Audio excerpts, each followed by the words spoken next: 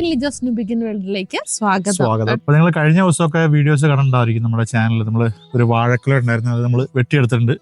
അപ്പൊ അത് വാഴ പിണ്ടി ബനാന സ്റ്റെം നമ്മൾ എടുക്കാൻ പോവാണ്. ഇവിടെ എല്ലാവർക്കും ഇഷ്ടമാണ്, പിള്ളേർക്കൊക്കെ.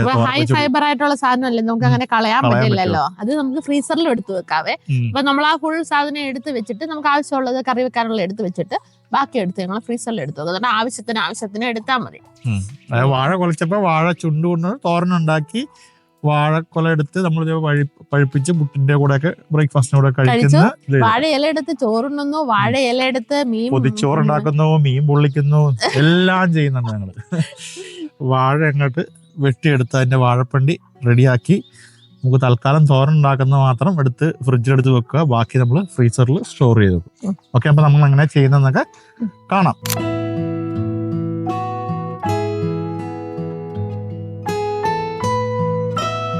അപ്പൊ നമ്മളിത് ഈ വാഴയാണ് മുറിച്ചെടുക്കാൻ പോകുന്നത് കേട്ടോ. ഇതിലെ വാഴപ്പിണ്ടിയാണ് ഇത്. ബാക്കിലാണ് ഇവിടെ നിൽക്കുന്നത്. ഞാൻ മുറിച്ചെടുത്തിട്ട് കാണിക്കാം.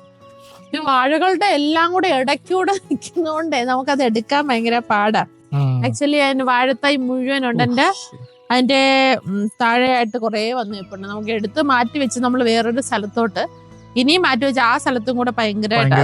അതുകൊണ്ട് തന്നെ ഞങ്ങൾ വിചാരിച്ച് ലീവ് ചെയ്തേക്കാം, അത് വളരെ നാൾക്ക് വളർന്നോട്ടെ എന്ന് വെച്ച്.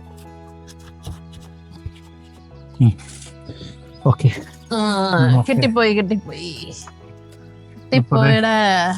ഇതാണ് സംഭവം.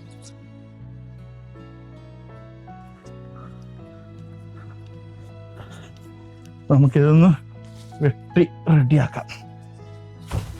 അപ്പൊ നമുക്കിതിന്റെ സ്കിൻ കളയാൻ വേണ്ടി പകുതി ഭാഗമായിട്ട് എടുക്കാം.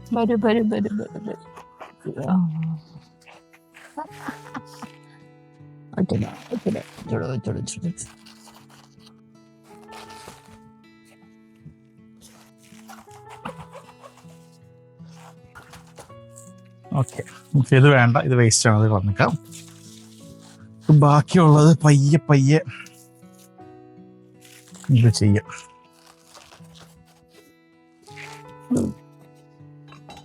ചെറുതായിട്ട് കട്ട് ചെയ്ത് ഇങ്ങനെ കട്ട് ചെയ്തിട്ട് എടുക്കണം. എല്ലാം കൂടെ ഒരുമിച്ച് വന്നാ കുഴപ്പമില്ല. ഇതുണ്ട്, ഈ വൈറ്റ് പാർട്ട് ഉണ്ട്, അതാണ് നമുക്ക് വേണ്ടത്. ഇതുണ്ട്, ഈ ഒരു വൈറ്റ് സർക്കിളിൽ കാണാമല്ലോ.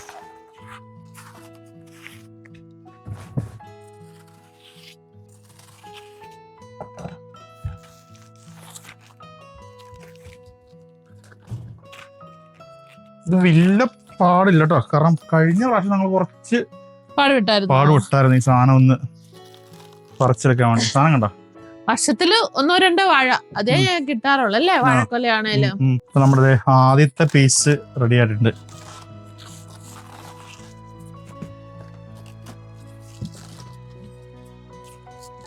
ഇപ്പൊ അങ്ങോട്ട് റെഡിയാക്കി അങ്ങെടുത്ത് കഴുകി റെഡിയാക്കി ഫ്രീസറിൽ അങ്ങോട്ട് വെച്ച് കഴിഞ്ഞ് കഴിഞ്ഞാൽ നമ്മൾ മുറിക്കൊന്നും വേണ്ട. അത് ആ സ്റ്റം എന്നുള്ള രീതിയിൽ ചെറുതായിട്ട് നമ്മൾ ആ ബാഗിൽ കൊള്ളുന്ന രീതിയിൽ നമ്മൾ കട്ട് ചെയ്താൽ മതി. ഇതേപോലെ നേരെ കഴുകി എടുത്ത് വെക്കാൻ മതി. എത്ര കറിക്ക് വെക്കാൻ പറ്റുമായിരിക്കും ഇത്?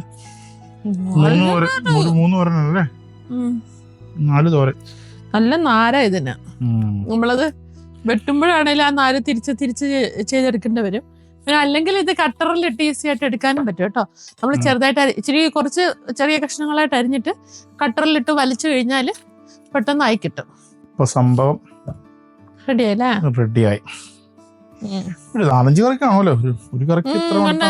കാരണം നമ്മൾ ഇത് ചെയ്യുമ്പോൾ തന്നെ നല്ലൊരു എമൗണ്ട് വരും. പിന്നെ ചിലപ്പോ നമ്മൾ പയറൊക്കെ ഇട്ടല്ലേ ഉണ്ടാക്കുന്നേ. ഇതിന്റെ കൂടെ ഇച്ചിരി പയറൊക്കെ ഇട്ട് കൊടുത്താലേ കുഞ്ഞുങ്ങളാണേലും ഒന്ന് കഴിക്കുള്ളൂ.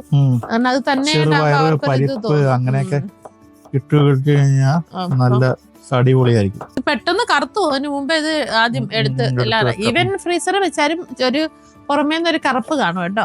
അപ്പം നമ്മള് അതിനനുസരിച്ച് അതിന്റെ പുറത്തേത് മാത്രം കളഞ്ഞിട്ട് ഇച്ചിരി ഒരു ഇതാവുന്നതിന് കുഴപ്പമൊന്നുമില്ല.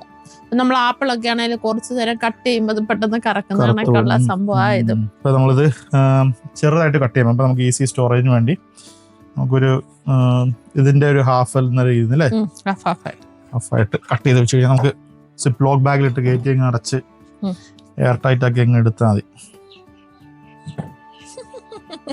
അളന്നൊക്കെ എടുക്കുന്നു. സോ നമുക്ക് സംഭവം കഴിയേണ്ട ഒരു 3, 6, 6, 3, 9 കറക്റ്റ് 10 പീസ് ഉണ്ട്. ഇത് നേരെ കൊണ്ടുപോയി കഴുകി സിപ്ലോക്ക് ബാഗിൽ വെച്ച് ഫ്രീസറിലൊക്കെ ഇപ്പൊ ഒരു 1-2 തൊണ്ട് നമ്മൾ ഫ്രിഡ്ജിലെടുത്ത് വെക്കും. കാരണം നമുക്ക് നാളെ ഇപ്പൊ ഓൾറെഡി തോരൻ റെഡി ആയല്ലേ.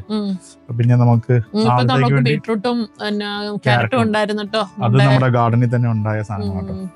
അപ്പം അതേതായാലും തോരനായിട്ടുണ്ട്. അപ്പം ഇതേതായാലും ഇനിയിപ്പൊ നാളത്തേക്ക് തോരനാക്കാം. ബാക്കി എടുത്ത് ഫ്രീസറിൽ വെക്കാം. ആവശ്യത്തിന് യൂസ് ചെയ്യാം.